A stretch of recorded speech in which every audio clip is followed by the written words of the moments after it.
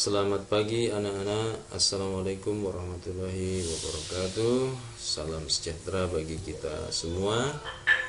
Pada kesempatan kali ini kita akan mempelajari pelajaran biologi, yaitu tentang ruang lingkup biologi. Anak-anak sekalian, pada pelajaran pertama ini ya, yang akan kita pelajari dalam ruang lingkup biologi ada 3, yaitu hakikat biologi sebagai ilmu sains, kemudian objek kajian biologi, dan cabang-cabang ilmu biologi. Selanjutnya, hakikat ilmu biologi sebagai ilmu sains. Pengertian biologi itu berasal dari bahasa Yunani, yaitu berasal dari 2 kata, yaitu bios yang artinya adalah makhluk hidup dan atau kehidupan ya. Berikutnya adalah logos. Logos itu mempunyai arti adalah ilmu pengetahuan ya. Jadi kesimpulannya, biologi merupakan ilmu yang mempelajari tentang makhluk hidup dan kehidupan. Selanjutnya, karakteristik ilmu biologi. Karakteristik itu sama dengan ciri-ciri ya. Ciri-cirinya antara lain adalah mempunyai objek kajian berupa benda konkret atau benda yang nyata. Misalnya benda-benda nyata itu seperti hewan, tumbuhan, virus, dan makhluk hidup lain yang sifatnya adalah nyata. Berikutnya adalah ilmu biologi itu dikembangkan berdasarkan pengalaman empiris atau pengalaman yang benar-benar terjadi ya.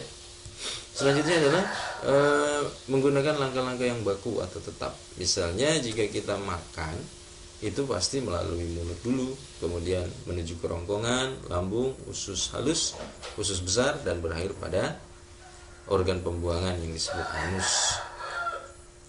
Ciri berikutnya adalah menggunakan cara berpikir logis atau masuk akal sesuai logika gitu ya. Nah, saja hasil kajiannya bersifat objektif ya, memihak kepada kebenaran ya. Berikutnya adalah bersifat universal atau berlaku secara umum. Contohnya, titik didih air di negara manapun di seluruh dunia ini sama, yaitu 100 derajat Celcius. Berikutnya kita lanjutkan pada objek kajian biologi. Objek kajian biologi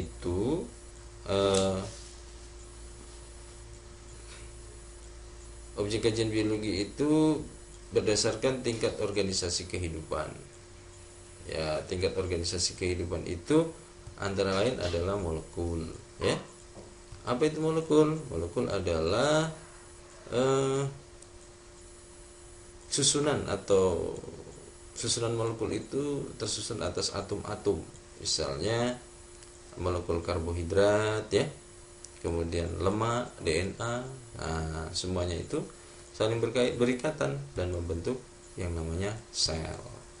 Jadi sel itu bagian terkecil dari makhluk hidup. Bagian tubuh kita ini paling kecilnya adalah sel.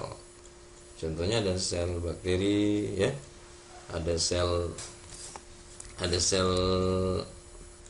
tumbuhan, ada sel hewan ya. Berikutnya adalah jaringan. Jaringan adalah kumpulan sel dengan bentuk dan fungsi yang sama. Misalnya jaringan saraf, jaringan otot ya, akan membentuk sel-sel sel-sel otot yang sama itu akan membentuk jaringan otot. Berikutnya adalah organ ya. Organ itu alat ya. Sekumpulan jaringan akan berkumpul melaksanakan fungsi tertentu membentuk yang namanya organ. Nah, organ itu seperti lambung, hati, jantung, paru-paru ya. Itu adalah organ. Berikutnya adalah sistem organ ya. Sistem organ misalnya sistem organ pencernaan. Nah, itu kumpulan dari alat-alat pencernaan, misalnya rongga mulut, kerongkongan, lambung, usus, anus ya. Dan sistem organ pernafasan, misalnya paru-paru, rongga hidung ya. Selanjutnya adalah organisme. Jadi sistem-sistem organ tadi itu berkumpul membentuk individu atau membentuk organisme, kata lain dari makhluk hidup. Berikutnya adalah organisme akan berkumpul menjadi satu, membentuk suatu populasi ya.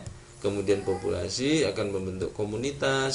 Komunitas adalah kumpulan populasi dari makhluk hidup. Misalnya komunitas sawah terdiri dari padi, populasi belalang, populasi katak, dan juga populasi petaninya. Ya, selanjutnya,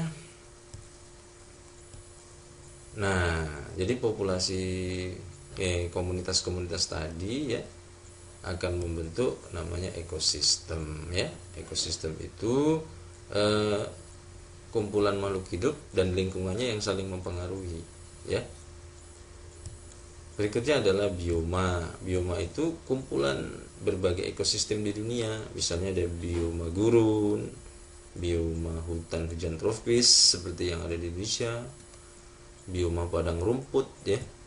Berikutnya adalah biosfer ya. Biosfer itu lapisan bumi, baik itu kulit bumi, kemudian air dan atmosfer, di mana di situ tempat terjadinya kehidupan. Anak-anak, selanjutnya kita akan belajar lebih lanjut supaya kalian paham. Ini kalian bisa melihat gambar daripada organisasi kehidupan. Jadi kesimpulannya adalah tingkat organisasi kehidupan itu dimulai dari molekul tersusun atas atom-atom, kemudian sel ya. Selanjutnya adalah jaringan. Selanjutnya lagi adalah organ. Selanjutnya sistem organ akan membentuk organisme atau individu berkumpul membentuk populasi ya. Kemudian populasi akan membentuk komunitas ini akan membentuk ekosistem akan membentuk bioma akan menyusun biosfer atau lapisan bumi yang bisa atau tempat terdapatnya kehidupan. Ya, ini gambar lain dari tingkat organisasi kehidupan ya. Selanjutnya kita masuk pada cabang-cabang ilmu biologi ya. Cabang-cabang ilmu biologi itu berkembang seiring dengan permasalahan-permasalahan yang ada di dalam kehidupan manusia. Ya, cabang ilmu biologi akan muncul seperti morfologi ya, mempelajari tentang bentuk luar tubuh makhluk hidup. Kemudian anatomi, cara tentang struktur tubuh makhluk hidup. Berikutnya ada fisiologi yang mempelajari tentang fungsi alat tubuh makhluk hidup. Kemudian ada histologi yang mempelajari tentang susunan dan fungsi jaringan. Kemudian sitologi mempelajari tentang struktur dan fungsi sel. Berikutnya adalah genetika. Genetika itu mempelajari tentang sifat-sifat menurun dari individu kepada keturunannya.